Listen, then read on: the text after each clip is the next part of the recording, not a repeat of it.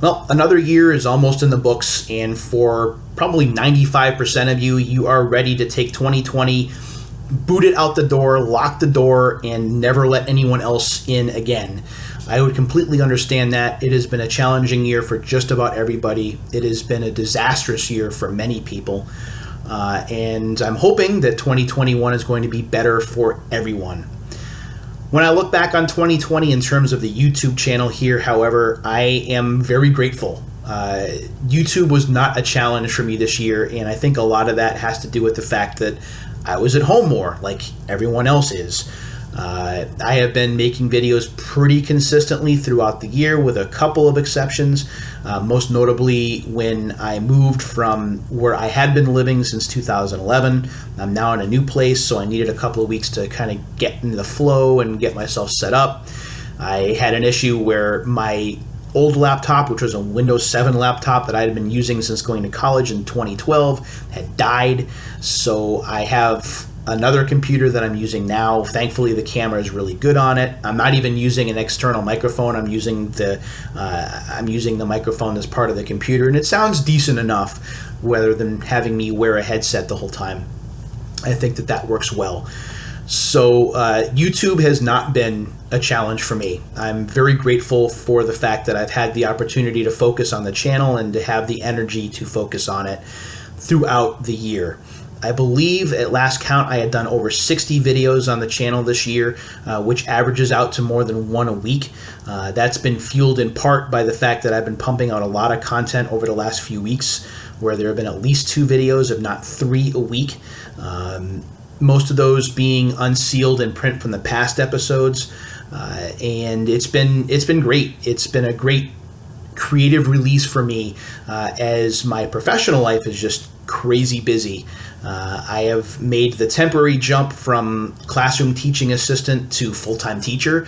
That is not going to last forever. I am very excited to be doing this, however. It has been a dream of mine, and I'm living it out. And it's really thanks to the pandemic that is happening, so I am grateful for that. But in teaching a class, it consumes a lot of energy in terms of finding the material and shaping the material for a class, and then writing out the lesson plan, and then the grading, and then doing the classes and being responsive to student emails. Any teacher will tell you that that is a big challenge, probably bigger than ever right now, and I am finding that out firsthand. But nevertheless, the YouTube channel has continued to see growing amounts of content. Unsealed past its 160th episode this year. We will get to 200 episodes before the series ends in 2021, and that is very exciting. So I guess what I want to talk about now is the future of the channel in 2021, what I'm looking at for the next 12 months.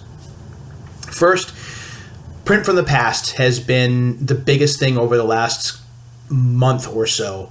It has been great to get into the swing of things with unsealing video game magazines from the past and reading those from back to front, or from front to back, I should say, and sharing my memories based on what I'm seeing in the magazine. The episodes are very long.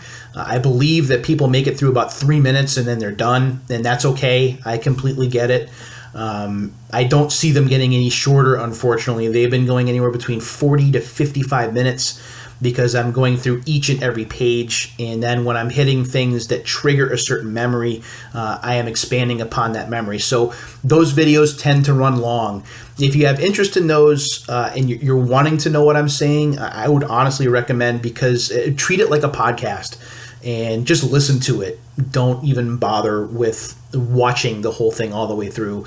Most of the videos, after the first couple of minutes, when I've actually taken the cellophane off, I'm holding it up to the camera, but you can't really make out what's there most of the time. If you want to watch it, that's great. That would be amazing.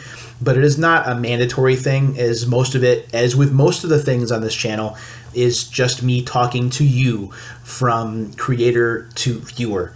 And I'm hoping that you're liking that. I don't know how long the print from the past is going to go on, however. Really, the premise of the series is much like Unsealed, but instead of games that I'm opening sealed issues of magazines. And those, as you would expect, because everything is getting more expensive these days, sealed magazine prices have gone up pretty considerably.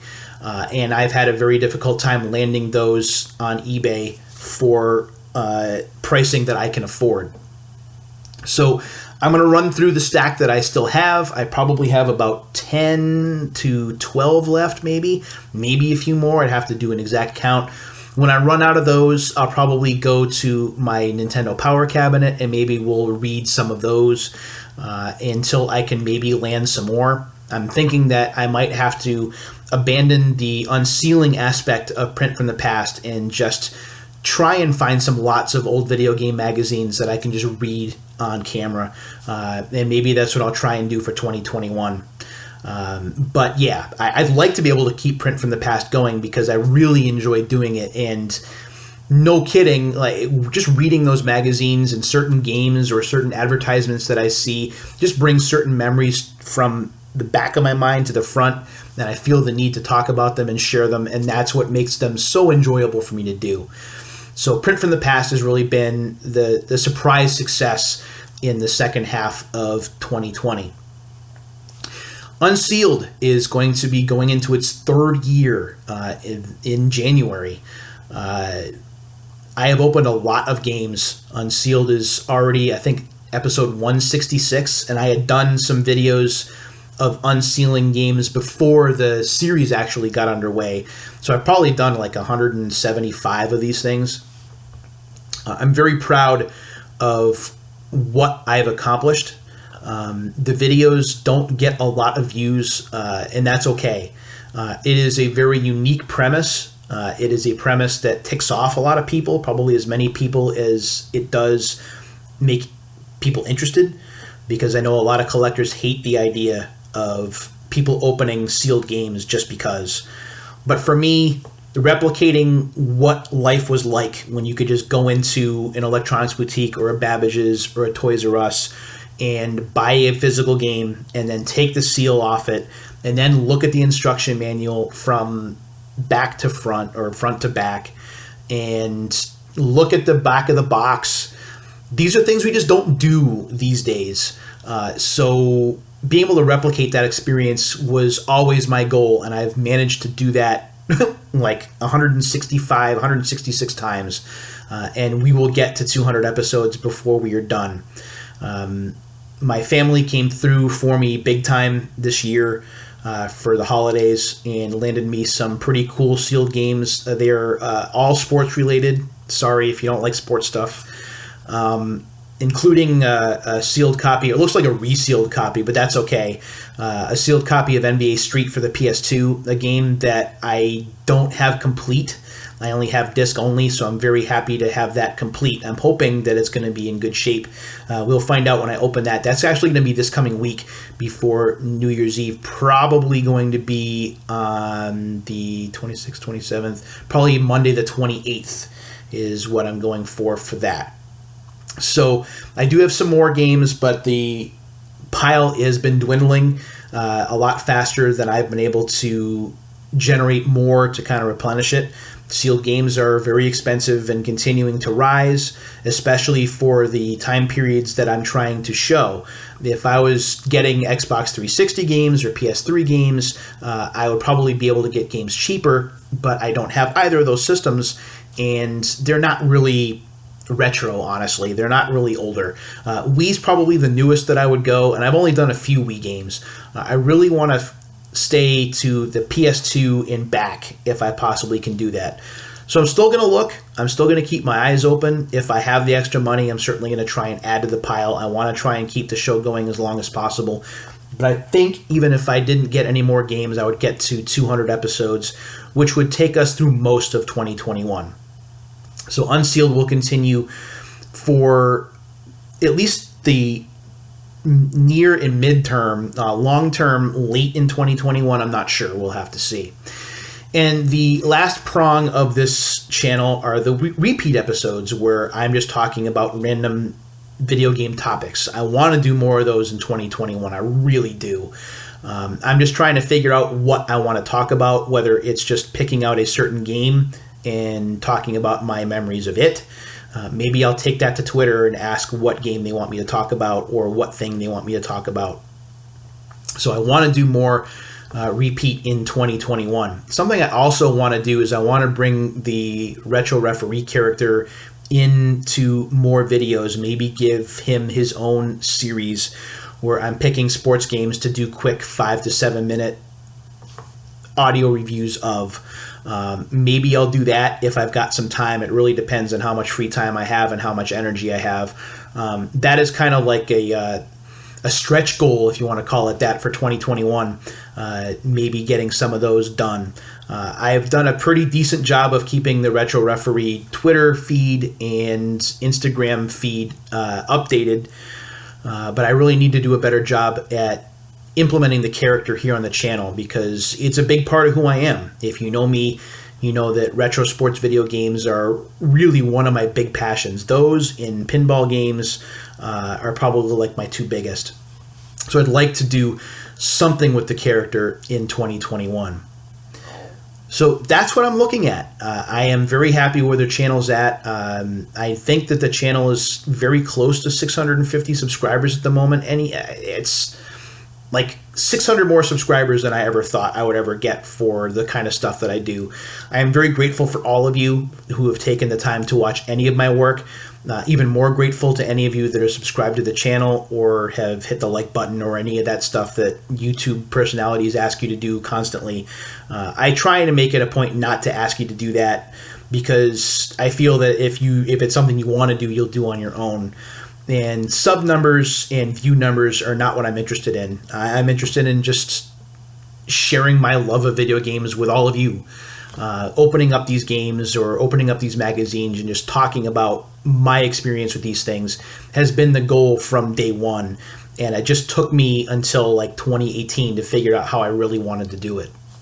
And I'm glad and grateful and happy that I'm able to do it with you. In terms of other goals for 2021, I don't really want to make any resolutions, but if there was a goal, if there was kind of like a thing, like one thing I would like to do in 2021 or one accomplishment I would like, don't laugh, it would be to get a Wii U. If I'm being honest, I am getting away from modern gaming pretty much altogether. I'm out on PS5 and Xbox Series X. I'm not going to spend the money. My PlayStation 4 hasn't been turned on since October. My Xbox One X, I haven't played that in a while. My Switch is getting more time than anything, and honestly, what I'm playing on the Switch are all the old arcade games, all of the arcade archive stuff. So I'd like to get a Wii U sometime in 2021. I don't know how I'm going to swing it. I know that they're getting ridiculously expensive, but if there was one like star to reach for and pull down, that would probably be it. Whether I can get there or not remains to be seen. I know that there's a Madden game for the Wii U that I like to cover as the Retro Referee, and there may be some other sports titles for it as well, but we'll see if that will happen. So that is your channel update / look forward to 2021 as, again, we get ready to boot 2020 out the door. I hope that 2021 is better for everyone. I hope that we're able to get back to some semblance of normalcy next year.